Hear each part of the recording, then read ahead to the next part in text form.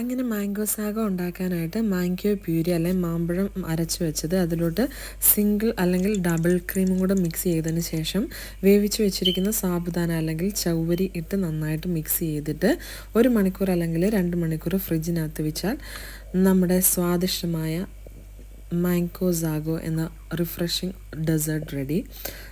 കാണുമ്പം തന്നെ നമുക്ക് തോന്നുന്നില്ല കഴിക്കാനായിട്ട്. ഭയങ്കര എളുപ്പമാണ് കേട്ടോ. ഞാൻ ടേസ്റ്റ് ചെയ്യാൻ പോവാണേ.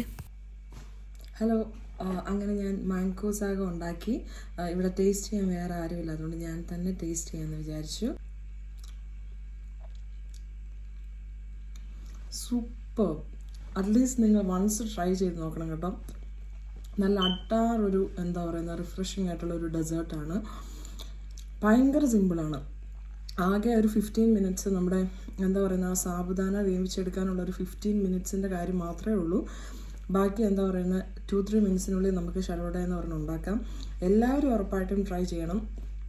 വൺസ് ഒന്ന് ട്രൈ ചെയ്ത് നോക്കണം. എല്ലാവർക്കും ഉറപ്പായിട്ടും ഇഷ്ടപ്പെടും കേട്ടോ. എനിക്ക് ഒരുപാട് ഇഷ്ടപ്പെട്ടു. ഞാൻ ഓൾറെഡി ഒന്ന് ട്രൈ ചെയ്തതാണ്, അപ്പോൾ ഇഷ്ടപ്പെട്ടു. അതുകൊണ്ട് ഞാൻ ഒന്നുകൂടി നിങ്ങൾക്ക് ഈ റെസിപ്പി ഒന്ന് എന്താ പറയുന്നത് ഷെയർ ചെയ്യാൻ വേണ്ടിയിട്ടാണ് ഞാൻ വീണ്ടും ചെയ്തത്. എനിക്ക് ഒരുപാട് ഇഷ്ടമായി. നിങ്ങൾ ഉറപ്പായിട്ടും ട്രൈ ചെയ്യണം. അപ്പോൾ എല്ലാവർക്കും താങ്ക്